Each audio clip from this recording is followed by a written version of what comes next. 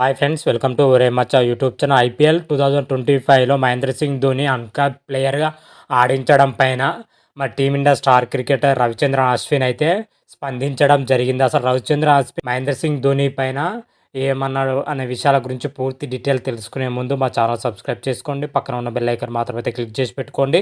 ఫర్దర్గా మేము వీడియోలు అప్లోడ్ చేసినప్పుడు మీకు నోటిఫికేషన్ వస్తుంది. ఐపీఎల్ 2025లో వచ్చేసరికి మెగా ఆక్షన్ అయితే జరగనుంది. ఐపీఎల్ ప్రారంభానికి ముందు మాత్రమైతే ఈ మెగా ఆక్షన్ కోసం అయితే అన్ని టీములు మాత్రమైతే ఈగర్గా వెయిట్ చేస్తున్నారని కూడా చెప్పుకోవచ్చు. రీసెంట్గానే మెగా ఆక్షన్ సంబంధించి ఒక సమావేశం అయితే జరిగిందని చెప్పుకోవచ్చు. ఈ సమావేశంలో అన్ని ఫ్రాంచైజీలు కూడా రిటర్నింగ్ ప్లేయర్ లిస్ట్ అయితే పెంచాలని అయితే చెప్పడం జరిగింది. అదేవిధంగా బడ్జెట్ను కూడా పెంచాలని అయితే చెప్పడం జరిగింది. అదేవిధంగా మరికొన్ని టీములు మాత్రమైతే మెగా ఆక్షన్ అయితే వద్దని కూడా చెప్పడం జరిగింది. రకరకాలుగా అయితే ఈ సమావేశంలో జరిగిందని చెప్పుకోవచ్చు. ఈ సమావేశం వచ్చేసరికి అర్ధాంతంగా ముగిసిందని కూడా చెప్పుకోవచ్చు. ఇదే సమావేశంలో వచ్చేసరికి మహేంద్ర సింగ్ ధోనిని అన్క్యాప్ ప్లేయర్గా అయితే గుర్తించాలని అయితే చెన్నై మేనేజ్మెంట్ బీసీసీఐకి అయితే చెప్పడం జరిగింది. దీనిపైన మాత్రమైతే ఎస్ఆర్హెచ్ మేనేజ్మెంట్ మారన్ కావ్య గారు అయితే ఫైర్ అవడం కూడా తెలిసిన విషయమే. అయితే ఈ మహేంద్ర సింగ్ ధోని అన్క్యాప్ ప్లేయర్ పైన మన team India star cricket Ravichandran Ashwin అయితే స్పందించడం జరిగింది. అయితే అంతర్జాతీయ క్రికెట్కు వీడ్కోలు పలికి మహేంద్ర సింగ్ ధోని అయితే చాలా రోజులు అవుతుంది. అయితే అన్క్యాప్ ప్లేయర్గా పరిగణలోకి తీసుకోవచ్చు. కానీ ఒక మహేంద్ర సింగ్ ధోని వచ్చేసరికి అన్క్యాప్ ప్లేయర్గా ఆడించడంలో తప్పేం లేదంటూ మన రవిచంద్ర అశ్విన్ అయితే చెన్నై సూపర్ మేనేజ్మెంట్కి అయితే సపోర్ట్ చేయడం జరిగింది. కానీ అదేవిధంగా మరొక మెలక కూడా పెట్టడం జరిగింది.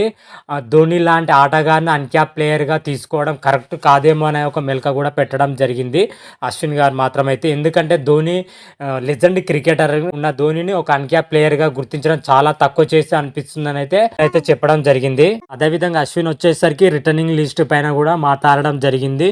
7 నుంచి 8 మంది ప్లేయర్ని రిటర్నింగ్ చేసుకునే అవకాశం కల్పిస్తే బాగానే ఉంటుందని అయితే మా అశ్విన్ గారు అయితే చెప్పడం జరిగింది. ఓవరాల్ అశ్విన్ వచ్చేసరికి ధోని అన్క్యాప్ ప్లేయర్ పైన రిటర్నింగ్ లిస్ట్ పైన యూట్యూబ్ ఛానల్లో మాట్లాడడం జరిగింది. ప్రజెంట్ అశ్విన్ చేసిన వ్యాఖ్యలు మాత్రం అయితే సోషల్ మీడియాలో తెగ వైరల్గా అయితే మారడం జరిగినాయి. మరి వచ్చే సీజన్ ఐపీఎల్ 2025లో వచ్చేసరికి మహేంద్ర సింగ్ ధోని ఆడతాడా లేదా అని అయితే చూడాలి. అయితే మహేంద్ర సింగ్ ధోని వచ్చేసరికి అన్క్యాప్ ప్లేయర్గా ఆడే అవకాశం చాలా అంటే చాలా తక్కువగానే కనిపిస్తుంది. ఒకవేళ చెప్పలేం, చెన్నై మేనేజ్మెంట్ కోసం ధోని అన్క్యాప్ ప్లేయర్గా ఆడే అవకాశం కూడా ఉన్నట్లు కూడా కొన్ని క్రికెట్ విశ్లేషకులు అయితే చెప్పడం జరుగుతుంది. మరి ఇలాంటి సమయంలో ధోని ఎలాంటి నిర్ణయం తీసుకుంటా అయితే చూడాలి. మరి ధోని చెన్నై మేనేజ్మెంట్ కోసం అయితే ఎలాంటి నిర్ణయం అనేది తీసుకునే అవకాశం అయితే కనిపిస్తుంది. మరి దీనిపైన త్వరలోనే ఒక క్లారిటీ రావనుంది. అదేవిధంగా బీసీసీఐ నుంచి కూడా ఒక రూల్ అయితే క్లారిటీ రావాల్సి ఉంది. మరి ఆ రూల్స్ వస్తేనే ఇది వర్తిస్తాయని కూడా చెప్పుకోవచ్చు.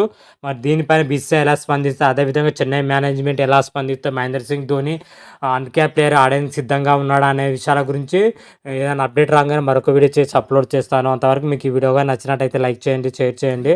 మరిన్ని వీడియోల కోసం మన ఛానల్ సబ్స్క్రైబ్ చేసుకోండి. పక్కన ఉన్న బెల్ ఐకాన్ మాత్రమైతే క్లిక్ చేసి పెట్టుకోండి. ఫర్దర్గా మేము వీడియోలు అప్లోడ్ చేసినాం మీకు నోటిఫికేషన్ వస్తుంది. హర హర మహాదేవ్, శంభో శంకర. Thank you.